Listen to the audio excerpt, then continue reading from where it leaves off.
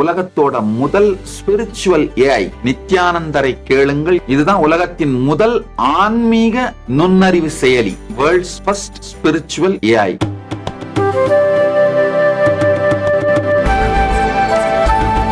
வங்கதேசத்தில் இருந்து சிறப்பு விமானங்கள் மூலம் 400க்கும் மேற்பட்ட இந்தியர்கள் தாயகத்துக்கு அழைத்து வரப்பட்டனர்.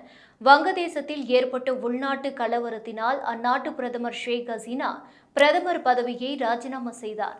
இந்நிலையில் வங்கதேசத்தில் முக்கியத்துவம் அல்லாத இந்திய தூதரக ஊழியர்கள் நாடு திரும்ப உத்தரவிடப்பட்டுள்ளது. வங்கதேசத்தின் டாக்கா நகரில் இந்திய தூதரகம் செயல்பட்டு வருகிறது. இது தவிர வங்கதேசத்தின் ஷிட்டாகாங், ராஜ்ஷாஹி, குல்னா, சில்ஹெட் ஆகிய பகுதிகளில் இந்திய துணை தூதரகங்கள் உள்ளன. தற்போது வங்கதேசத்தில் நிலவி வரும் அசாதாரண சூழல் தொடர்பாக இந்திய அரசின் நிலைப்பாட்டை நாடாளுமன்றத்தில் மத்திய வெளியுறவுத்துறை அமைச்சர் ஜெய்சங்கர் எடுத்துரைத்தார். அப்போது அமைச்சர் ஜெய்சங்கர் கூறுகையில், வங்கதேசத்தில் உள்ள இந்திய தூதரக மற்றும் துணை தூதரகங்களுக்கு புதிய அரசு உரிய பாதுகாப்பை வழங்கும். வங்கதேசத்தில் அமைதி திரும்பியதும் இந்திய தூதரகங்கள் வழக்கம் போல் செயல்படும் சூழல் ஏற்படும் என இந்திய அரசு எதிர்பார்க்கிறது என்று கூறினார்.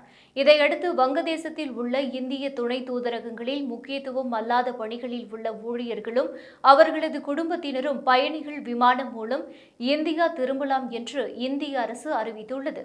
இந்நிலையில் வங்கதேசத்தில் இருந்து விமானங்கள் மூலம் 400க்கும் மேற்பட்ட இந்தியர்கள் பத்திரமாக அழைத்து வரப்பட்டனர்.